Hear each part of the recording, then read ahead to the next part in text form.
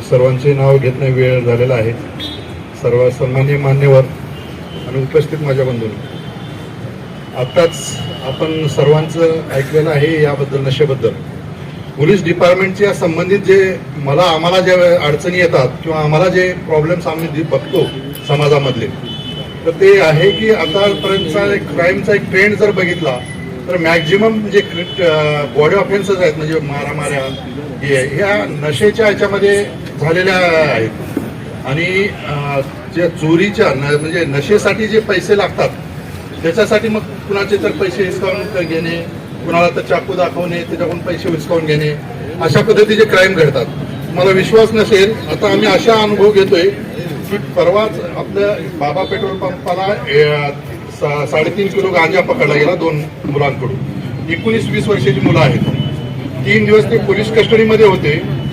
अक्षरशः त्यांना नशाचं इतकं ॲडिक्शन होतं की त्यांना ते जेवण जात नाही, हात थरथर कापायचे त्यांचे पोलीस कस्टडीमध्ये. मग आम्हाला वाटायचं काय झालं नेमकं, आम्ही परत घाटीला न्यायचं, परत मेडिकल करायचं. पण ते डॉक्टरांनी सांगितलं की यांना जी नशेची हिला गेली, ॲडिक्शन इतकं झालेलं आहे की त्यांना ते स्थिरच राहू शकत नाही, त्यांचे हात कापायचे. 20 वर्षाच्या मुलांची ही अवस्था आहे. 2 दिवस नशा न मिळाल्यामुळं तो अक्षरशः बेचैन झाला, तो रडायला लागला डोळ्यातून, म्हणजे इतका मोठा आहे.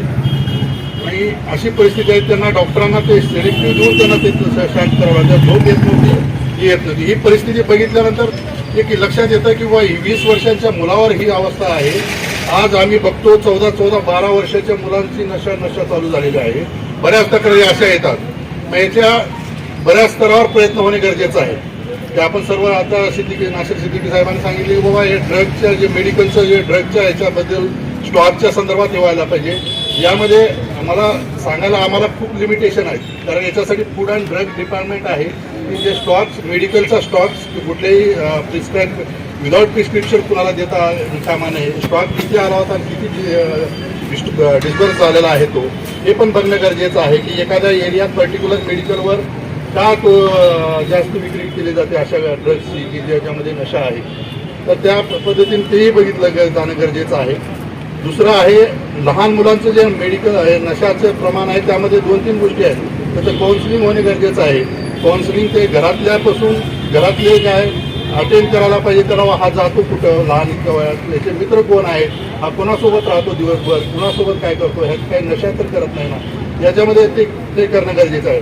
त्याला झिडकारून किंवा त्याला रागात बोलण्यापेक्षा त्याचं काय, त्याच्या आत बऱ्याच जणांच्या आता डॉक्टर सिसोदे साहेबांनी सांगितलं त्याला अटेंड केलं पाहिजे आपण. त्याचं काय बाकीच्या चांगल्या गोष्टी आहेत त्या पण आपण बघितल्या पाहिजे, त्या गोष्टी आहेत. नंतर जे ॲडिक्ट झाले, 5 साल से पयाम इंसानियत के सारे टीम के साथ जुड़ा हुआ हूँ. अलग अलग प्रोग्राम्स में हमने कोविड के समय बहुत सारा काम किया. ये काफ़ी अच्छी पहल है नशा मुक्त औरंगाबाद, ये काफ़ी अच्छी पहल है. इसके लिए मैं उनका शुक्रिया अदा करता हूँ एज अ औरंगाबाद का सिटीज़न. मैंने देखा है, मैं गवर्नमेंट मेडिकल कॉलेज में घाटी में भी साइकेट्री डिपार्टमेंट में हूँ और मेरा पर्सनल क्लिनिक भी है. तो मैं देखता हूँ कि जो बच्चा मर्डर कर रहा है, जो बच्चा नशा कर रहा है, जो बच्चा नशे में धूत करके चोरी कर रहा है या कुछ गलत गैर कानूनी काम कर रहा है, उस बच्चे से थोड़ी बात करने के बाद ये समझ में आया कि उसको पढ़ाई ठीक से नहीं उससे हो रही है, घर का मसला थोड़ा सा बिगड़ा हुआ है, बार बार उसको निगेटिव लेबलिंग किया जाता है कि तेरे को ये नहीं आता, तेरे को वो नहीं आता, वगैरह वगैरह वगैरह, तू ये नहीं कर सकता, तेरा कुछ जिंदगी में हो नहीं सकता. हो जाता है कभी कभी गलती से. माँ बाप की भी अपनी इमोशन होती है, वो अपने इमोशन में यही बोलते हैं कि ये कुछ सुधर जाए, बट बहुत बार साइकोलॉजिकल थोड़ा सा इंप्रेशन अलग हो जाता है और बच्चा धीरे धीरे अपने घर से जो कम्युनिकेशन है, जो बातचीत है, वो कम करते जाता है और अपने आप को पनिशमेंट करता है, वो पनिश करने की सोचता है. और ये साइकोलॉजिकल रीजनिंग है, ये साइकोलॉजिकल बैकग्राउंड है इसके पीछे. कोई भी आदमी जब किसी और से, अपनों से जब लड़ नहीं पाता तो वो अपने आप को खत्म करने की सोचता है, अंदर ही अंदर सोचते रहता है निगेटिव थॉट्स, और उस निगेटिव थॉट्स में वो सेल्फ पनिश करता है. और सेल्फ पनिश के लिए फिर वो अपनी आप की आइडेंटिटी ढूंढता है कि मैं कुछ हूं, मुझ में कुछ है, ये लोग नहीं मान रहे लेकिन मुझ में कुछ तो है. ये सारा मेडिकल में काम करते थे। नशा एक ऐसा टॉपिक था जिसमें काम करना मुश्किल काम था, लेकिन हम लोग समझ रहे थे कि कोई एनजीओ, कोई सिस्टम, कोई निज़ाम उठेगा, पुलिस का साथ देगा। बहुत इंतज़ार करने के बाद जब हम लोगों ने करीब से देखा कि कत्ल फिर कत्ल फिर कत्ल फिर कत्ल, कत्ल के बाद हम लोग पहुंचे मकतूलीन के घर पे जिनके कत्ल हुए। 8 दिन या 10 दिन से ज़्यादा किसी ने भी उनके घर को रिस्पॉन्स नहीं दिया। उसके बाद बच्चे यतीम के यतीम रह गए, बेवा की बेवा रह गई।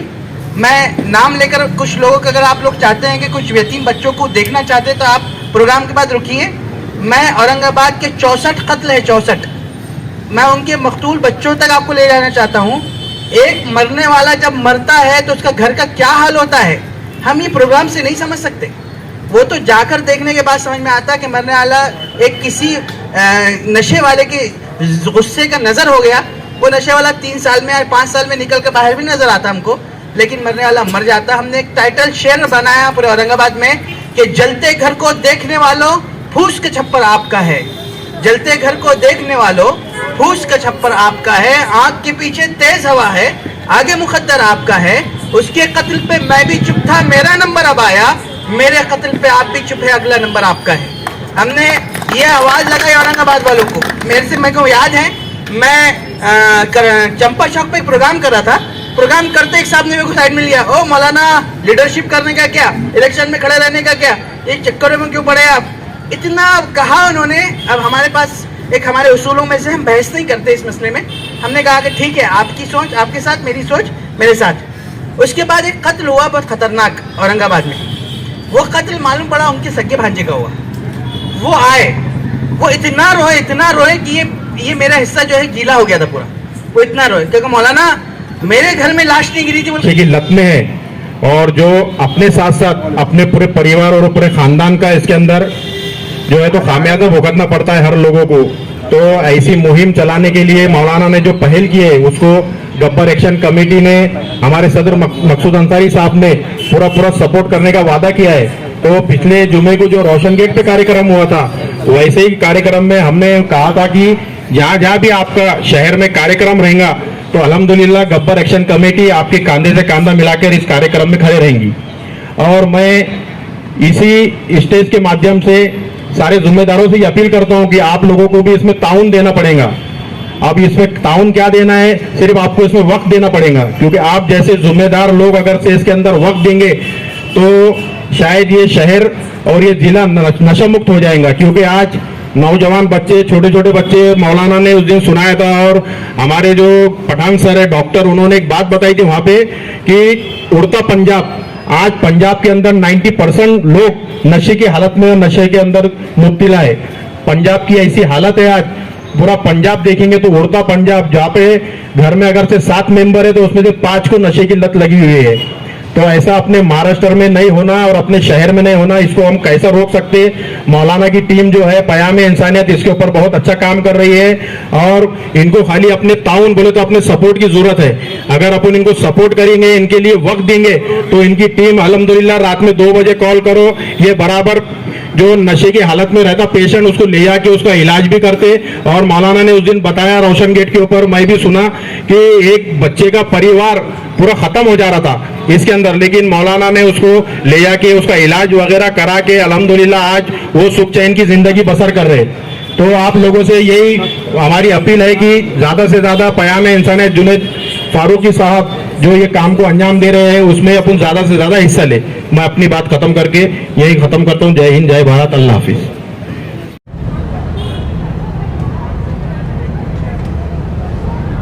आज जो यहाँ पर नशा मुक्त का प्रोग्राम लिया गया पयामा इंसानियत की ओर से, इससे पहले रोशन गेट पर लिया गया था। वहाँ पर जिंसी पुलिस स्टेशन के पुलिस निरीक्षक आए थे और यहाँ पर क्रांति चौक पुलिस स्टेशन के पुलिस निरीक्षक आए थे। तो इसके बारे में आप हमारे दर्शकों को क्या बताएं? सबसे पहले तो पयाम इंसानियत के जुनैद मौलाना को मैं सलाम करता हूँ कि उन्होंने ये बेड़ा उठाया। औरंगाबाद में आज तक नशे के ऊपर किसी ने काम नहीं किया। जुनैद मौलाना ने जो काम किया है, हमारे शहर ने नशे की वजह से बहुत नुकसान उठाया है, कई नौजवानों की जान चली गई है। इस मूवमेंट को जुनैद मौलाना ने बहुत अच्छे से चला रहा है और इसका फ़ायदा भी हो रहा है। बहुत सारे बच्चे नशा मुक्त हो चुके हैं और अभी बहुत सारे होना बाकी है। तो मेरी आप सभी से ये अपील है कि अगर कोई नौजवान नशा करता है तो उसको समझाया जाए और उसको जुनैद मौलाना से मिलाया जाए ताकि उसकी आने वाली ज़िंदगी बेहतर से बेहतर हो सके। नशे की अहम वजूहत क्या है? नशे की अहम वजूहत ये है कि सबसे पहले तो नशा मुसलमानों में ज़्यादा किया जा रहा है। उसकी वजूहत हमारे घरों से ही है कि हमारे घरों में तालीम की कमी है। माँ बाप जो है तो अपने बच्चों के ऊपर तवज्जो देते नहीं हैं और बच्चे गलत राहों पे भटक जाते हैं।